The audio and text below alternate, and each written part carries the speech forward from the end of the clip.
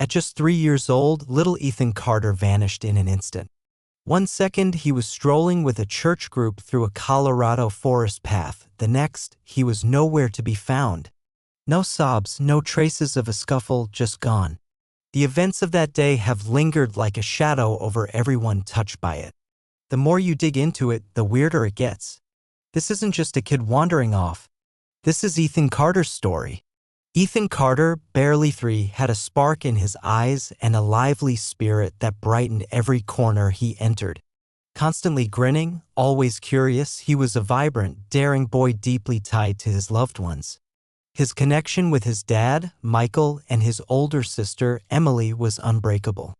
Their tight-knit family lived a simple, heartfelt life. Michael Carter, devoted to raising his kids single-handedly, cherished the wilderness and worked as a guide, leading young people on outdoor adventures. His faith drew him to the Faith Singles community, a local support network. This group offered camaraderie and assistance to folks like Michael, who was parenting solo after parting ways with Ethan's mom, Lisa Thompson. They often lent a hand with childcare and welcomed his family into their gatherings and trips. Through this bond, the Carters became deeply woven into the group's events. Craving a calmer, more purposeful lifestyle, Michael turned his back on the city's hustle. He relocated his family to Poudre Canyon, nestled within Colorado's Roosevelt National Forest.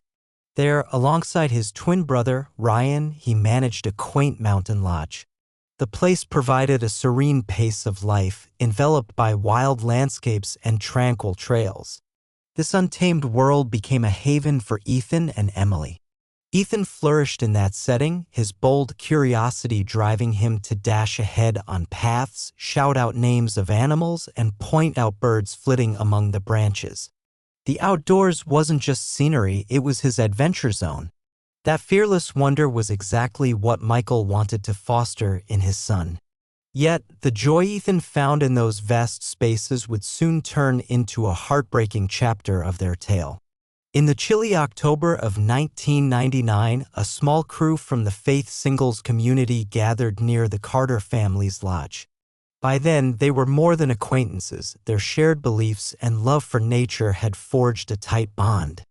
Over time, they'd grown especially close to Michael Carter, Ethan's father. That trust led Michael to allow his 2 kids, Ethan and his older sister, Emily, to join the group for a planned visit to a nearby state fish hatchery. The plan was clear and simple, a safe, guided outing where the children could discover trout, explore nature, and enjoy the outdoors. On the morning of October 2nd, the group assembled with excitement, the kids buzzing for the day's journey. Everyone anticipated a calm day, strolling together to the hatchery, a popular local spot ideal for families. But as they set out, the adults abruptly altered the itinerary. Without consulting Michael or getting his okay, they opted for a detour, a hike along the Big South Trail. This choice caught many off guard, as the Big South Trail wasn't a casual family walk. It was a picturesque path tracing the meandering Cache La Poudre River, renowned for its stunning vistas and serene charm. Late autumn sunlight streamed through towering pines and aspens, painting the forest floor with golden glows. But beneath its peaceful veneer, the trail was tricky and demanding, narrow, uneven, with rocky patches. Steep cliffs lined parts of the route, and thick wilderness enveloped the hikers, fostering a sense of seclusion. Spotty cell service made emergency calls nearly impossible. Despite the dangers, the group forged ahead, kids in tow. Ethan, only 3, was the youngest of the bunch. His tiny frame and boundless energy made him stand out. The adults didn't take extra steps to keep him near, no one held his hand or kept a close eye as the trail wound through the trees. As the hike progressed, the group started to scatter, some speeding up while others dawdled. Ethan, brimming with curiosity and zest, moved eagerly, often darting ahead of the grown-ups. His keen eyes soaked in every forest detail, from rustling leaves to the glinting river below. Those who saw him later said he seemed joyful and fearless, exploring with the endless zeal of a child his age. At one spot on the trail, 2 anglers were casting lines near a river bend. That's where they noticed a small boy walking by himself, dressed in a white t-shirt with Walmart printed on it and plain blue jeans. He moved steadily, showing no fear or worry. The fishermen barely registered him, figuring he was with the larger group they'd glimpsed nearby. They had no idea he was alone or that this would be the final confirmed sighting of Ethan Carter. Moments later, a scream pierced the forest's calm. It was sharp, high-pitched, and abrupt, reverberating through the trees. The sound jolted everyone within earshot, including the anglers. But it faded after a few seconds, leaving no clue about its source or cause. No cries or calls for help followed. Silence swiftly reclaimed the trail as if nothing had occurred. Emily later said the scream was ambiguous. It could have been someone in distress or just kids playing, like a playful yelp as if someone was about to tag Ethan. Soon, the group realized something was horribly wrong. Ethan was gone. At first, they assumed he'd scampered ahead and was just out of sight. But as they shouted his name and scoured the area, dread set in. There was no trace of the little boy on the trail or in the surrounding woods. What started as a harmless, supervised outing had spiraled into a terrifying twist, laying the groundwork for one of Colorado's most baffling vanishings. After the jarring scream echoed through the woods, the group frantically began looking for Ethan. Caught in the shock and chaos, no one thought to call for outside help right away. Instead, the adults spread out along the path, their voices hoarse as they yelled Ethan's name through thick trees and rocky ground. The cool mountain air carried their desperate shouts, but the forest offered only silence in return. Time crawled by, the golden afternoons slipping into evening's early shadows. The group's mounting panic was tangible, each moment stretching endlessly as hope began to fade. Still, their search stayed limited to the nearby area, with no one contacting authorities or organizing a broader effort. Back at the Poudre River Lodge, Michael Carter had no inkling of the growing crisis.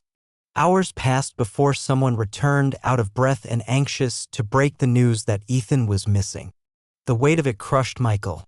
His heart plummeted as he wrestled with shock and terror, realizing his youngest son had disappeared without a trace on a trail he'd never approved. Michael unraveled, climbing into his truck, pounding his chest, and crying out over and over, "They lost my boy. They lost my boy." As the sun sank behind the mountain peaks, emergency teams leapt into action. Local police quickly teamed up with Larimer County Search and Rescue. News spread fast, and soon federal agencies joined in, bringing specialized tools to the effort. Tom Bennett, a recently retired undersheriff with the Larimer County Sheriff's Office, led the search for Ethan. "I was sure we'd find him," he recalled. "Sure, he was young, but I figured we'd get our team in there, do what we always do, and locate him. Maybe a few hours to find a scared kid hiding nearby, and we'd be done by midnight." Bennett grabbed a quick nap in his truck just before midnight, telling his team to wake him when they found the boy. When he woke up the next morning, still in his truck's front seat, worry set in. Ethan was still missing. A massive search for Ethan Carter kicked off, but it was plagued by challenges. What should have been a well-organized rescue turned into something far messier. It wasn't just a missing person case anymore, it was a whirlwind of confusion, disorder, and tragedy on the ground and in the air. Law enforcement, volunteers, and military personnel combed the steep, unforgiving terrain of the Big South Trail in Colorado's Roosevelt National Forest, facing a situation as perilous as it was heart-wrenching. Time was running out, the trail was going cold, and the stakes couldn't have been higher. Then catastrophe hit. During the aerial search, a Huey UH-1 helicopter from F.E. Warren Air Force Base in Cheyenne, Wyoming, a reliable military craft, was sent to aid in the rugged mountain terrain. It stopped at Fort Collins Loveland Municipal Airport to refuel before heading back into the mountain corridor to support ground teams from above. On board were 4 military crew members and Jake Larson, a Larimer County search and rescue volunteer. Larson wasn't even meant to be on that flight. He'd taken over for his colleague, Matt Jensen, and was urged to join the crew to help plan the ground search. Larson wanted to contribute, to make a difference. But just minutes after re-entering the high-altitude forest, the helicopter started to falter. The heavy fuel load, paired with the thin mountain air, created a deadly mix. The chopper stalled. Larson vividly recalled the moment, lying on the chopper's floor with the door open, when he said over the intercom, "We need to climb now." The co-pilot's reply was chilling. "I'm trying, but we're going down." It was one of those moments where time freezes, and you know something awful is coming. The rotors grazed treetops, blades splintering. Debris shot through the woods like shrapnel. As Larson tried to shut the door, a massive tree limb crashed through the open hatch, smashing into the Air Force medic's face and breaking his eye socket. Seconds later, the helicopter slammed into the forest, breaking apart on impact. It shattered into 3 pieces, yet the twin-jet engines kept roaring, burning fuel for hours until the tanks ran dry. The military crew, battered and hurt, managed to crawl from the wreckage. But Larson wasn't so fortunate. Thrown and pinned, he lay unconscious with grave injuries. A 13-inch gash on his leg exposing his femur, a severe concussion, 3 fractured vertebrae, and a broken shoulder.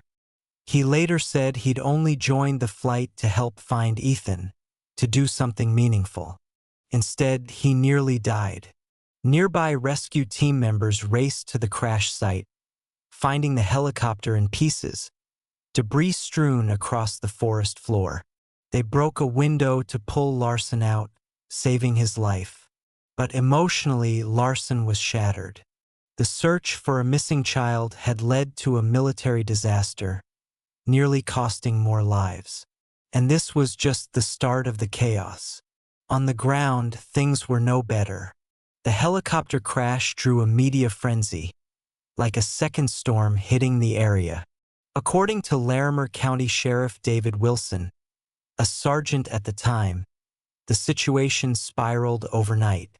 "We had injured searchers being carried out on stretchers, a missing kid, and the Air Force sealing off the crash site," he said.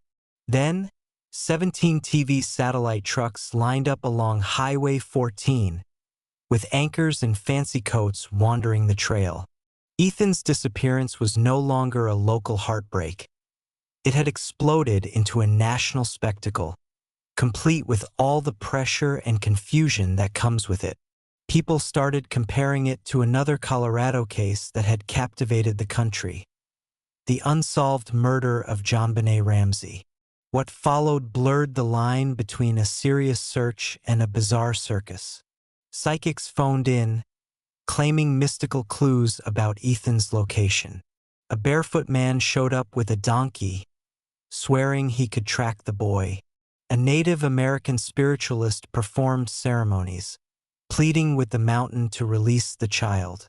The scene turned surreal, yet volunteers and professionals kept at it, searching riverbanks, scaling steep slopes, and plunging into icy mountain pools.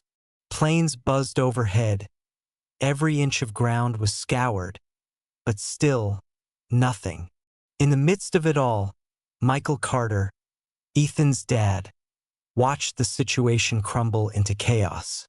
His son was gone, and while the world was watching, it wasn't always helping.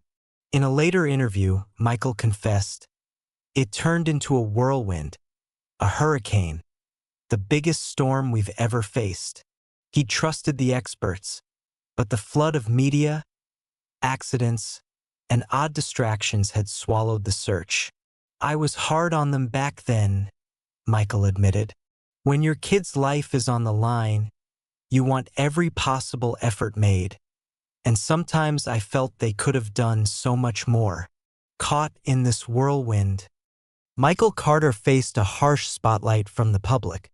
Rather than receiving compassion and encouragement, he was met with doubt and accusations. Unknown people sent cruel letters and emails blaming the family for carelessness or even worse things. Some went so far as to claim spiritual forces or curses were behind Ethan's vanishing. Others spread strange tales, often tied to local legends or religious fervor. Even with all the obstacles, hope flickered on for many. Despite the haze of controversy and emotional weight, the quest to bring Ethan home grew beyond just finding one child. It turned into a messy, intricate tale where fear, mistrust, and raw human feelings clashed with the relentless wilderness. As the initial frenzy of the search faded, the world gradually moved forward. But Michael Carter wouldn't let go. For him, the search was nowhere near done. It had become his life's purpose. Every single day since Ethan disappeared, Michael pressed on with unyielding resolve, clinging to the belief that his son was still out there, waiting to be found.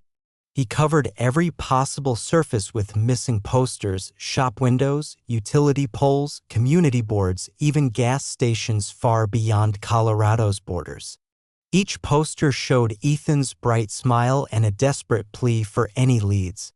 Whenever he could, Michael handed them out himself, his voice calm but his heart heavy, asking strangers if they'd seen anything at all. Media interviews came next. Local news channels brought him back time and again, and occasionally national shows highlighted the case. Michael spoke candidly about his deep love for Ethan, the agony of uncertainty, and his refusal to quit. Those moments were tough but vital, a way to keep Ethan's story alive and maybe reach someone with a crucial clue.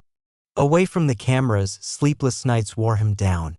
Michael poured hours into sifting through old case files, digging into public records, and chasing every tip, no matter how slim or far-fetched. He stayed in touch with police, volunteer teams, and even psychics, anyone who claimed to know something. Each call sparked a flicker of hope, only to crush it just as fast. As months stretched into years, the trail went cold. No solid leads surfaced, no new sightings, no physical evidence. The once energetic search effort shrank to sporadic updates and silent prayers. The torment of not knowing became a constant, gnawing pain beneath everyday life. The media's attention dwindled. Headlines stopped. New stories pushed Ethan's face out of newspapers and off TV screens. To most people, the case was all but forgotten, just another unsolved puzzle lost to time. Yet, in the quiet corners, something endured, a subtle presence that wouldn't fade. For Michael and those who stayed committed, Ethan's disappearance wasn't a closed book but an open wound, yearning for answers. Somewhere in the long silence, hope still lingered softly. In 2003, two businessmen, James Parker and Ethan Brooks, were trekking through the Poudre Canyon near the Big South Trail. The thick forest canopy softened the sunlight, casting strange shadows on the ground. As they rounded a curve by a narrow ravine, something odd caught their attention, a splash of color amid the brown leaves and moss. Moving closer with caution, they found partial human remains, including a bundle of clothes arranged almost deliberately near a rocky ledge. There was a brown fleece jacket, blue pants, and the Disney's Tarzan sneakers Ethan had worn when he vanished. Forensic experts soon arrived, handling the site with care and precision. Further searches uncovered a human molar and a large fragment of a broken skull. DNA tests at the time suggested an 86% chance the remains were Ethan's. Later, advanced testing confirmed they were 100% his. Instead of burying or cremating them, Michael Carter chose to keep the remains, turning Ethan's old bedroom into a shrine, left untouched from the day he disappeared, with the skull fragment placed among Ethan's favorite toys and belongings. Michael shared, "I found some peace, knowing I'll see Ethan again someday. I'll look at him and ask, 'Ethan, what happened?' And he'll just smile and say, 'Dad, does it really matter?'" Finding Ethan Carter's remains in 2003 should have brought some resolution, but instead it unleashed a torrent of unanswerable questions. At first, investigators leaned toward a simple explanation: a mountain lion attack. It seemed plausible on the surface. Colorado's wilds are home to cougars, and small kids are sadly easy prey. Authorities theorized Ethan might have strayed too far and been taken by one of these predators. But that idea fell apart under scrutiny. Wildlife specialists and forensic experts raised concerns. Ethan's clothes didn't match the usual signs of an animal attack. His jacket, pants, and sneakers had no claw marks, tears, or bloodstains, things you'd expect from a cougar's strike. The garments were oddly pristine, almost unnaturally preserved. Stranger still, the remains weren't scattered. A mountain lion would typically drag its prey to a hidden spot and rip it apart over time, leaving bones spread out and damaged. But Ethan's bones were close to his clothes in a tight area, showing no signs of predation. The scene didn't hint at a fight, it felt eerily calm. Then there was the mystery of the pants. Why were they inside out? Forensic anthropologists found that detail disturbing. Though kids might sometimes strip off clothes in panic or confusion, it's uncommon. Given the rough terrain and Ethan's young age, it's tough to picture him removing his pants, let alone turning them inside out. Another unsettling oddity was where the remains were found. The site was hundreds of feet above the trail, nearly 500 vertical feet up steep, rocky ground, a grueling climb even for experienced hikers. Ethan was just 3, barely over 50 pounds, wearing sneakers. No one could fathom how he'd have made it up there alone or stayed alive long enough to do so without being seen or heard. This location puzzle sparked more than curiosity, it fueled suspicion. Some wondered if Ethan had ever been at that spot during his disappearance. Could someone have moved his remains later? Was the site not where it all happened but a carefully picked spot to throw off investigators? The idea of abduction, once dismissed, crept back into focus. Maybe Ethan was taken that day, and for unknown reasons, his remains were placed there years later. As theories multiplied, darker ideas surfaced. Some whispered about cover-ups with critical details ignored or hidden. Others speculated about ominous forces, human or otherwise, from conspiracies about crimes in the wild to supernatural or ritualistic tales. With no clear story, the public and media filled the gap with wild guesses. Yet no theory tied it all together. Nothing fully explained the pristine clothes, the clustered remains, the impossible climb, the lack of trauma, or the years of silence. Ethan Carter's case remains one of the most haunting wilderness mysteries, not just because he disappeared, but because the answers, when they came, were more confusing than the vanishing itself. Even now, those tied to the case can't agree. Retired police, wilderness trackers, and family members still argue over what happened. One former search leader said it bluntly, there's no closure because it doesn't add up. Every theory falls apart somewhere. That's the issue. Another added, I've seen cougar attacks, this wasn't one. But I've also handled abductions and this didn't fit that either. For Michael Carter, who's spent decades chasing the truth, no theory outweighs the harsh reality. His son is gone. Even with the remains found, the true story of that day in Colorado's wilderness may stay forever out of reach. From the start, Michael's goal was clear. He wouldn't let Ethan become just another case file or a forgotten photo. Ethan mattered, and his story mattered. Michael was determined to keep the world from forgetting, even in his son's absence. But he went further, channeling his grief into action. He wrote a book chronicling every detail of Ethan's story, from the innocent hike that turned tragic to the endless nights of searching and the ongoing fight for answers. In its pages, he didn't just tell the story, he called out the missteps, flaws, and lingering questions around his son's disappearance. Michael became a voice not just for Ethan but for every parent left grappling with a missing child. He pushed for stronger safety measures in national parks, better communication during emergencies, and more accountability for those leading searches. He appeared on TV, gave interviews, and stood before microphones, cameras, and strangers, reliving his pain because he believed it might spare another family the same heartbreak.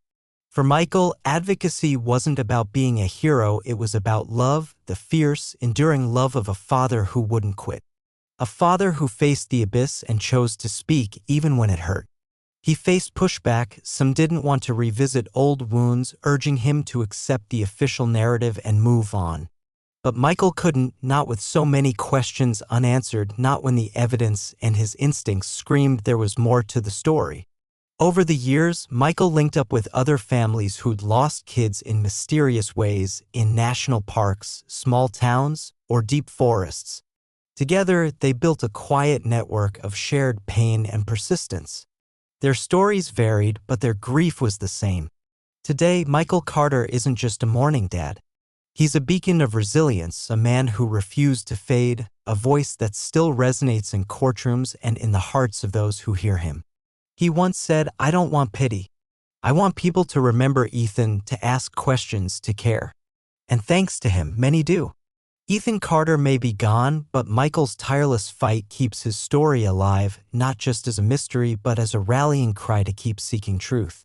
Michael was once harassed by a man claiming to be Ethan, leading Michael to get a restraining order. When the man violated it, he was arrested. The discovery of Ethan's remains and DNA confirmation debunked the man's claims, with authorities believing he was either mentally unwell or seeking attention. As of now, the case remains officially unsolved. 2 books have been published about Ethan Carter's case, Missing: The Ethan Carter Story, a father turns tragedy into hope after the 1999 disappearance of his son in the Colorado mountains, and Missing: When the Sun Sets. The Ethan Carter Story. Ethan's death led Colorado Governor John Hickenlooper to declare September 8th as Recreational Safety Awareness Week in his honor. Michael Carter had the chance to present the governor's proclamation to Assistant Principal Sarah Johnson at Falcon Bluffs Middle School, where Michael also taught. And yet, the question lingers, what truly happened on that Colorado trail? How could a healthy, joyful child disappear in moments without a trace? How could the forest stay silent for 4 years only to yield his remains in such a perplexing state? Was it a cruel act of nature, an accident overlooked by searchers? Or something darker, defying rational explanation? Some mysteries leave more questions than answers, and this is one of them. We may never fully grasp how Ethan vanished or what he faced in those lost years. But one thing's certain, someone, somewhere, knows more. As investigators shelved reports and headlines faded, a father kept the fire burning, not for closure, but for truth. He showed us that not every mystery finds resolution and not every truth comes to light. The Colorado mountains returned Ethan's remains, but his story remains hidden in the trees. If this case hit you as hard as it did us, help keep Ethan's story alive. Like, share, and subscribe for more true crime mysteries that demand answers. And let us know in the comments, what do you think really happened in the Colorado wilderness that day? Your voice might spark new light on a cold trail.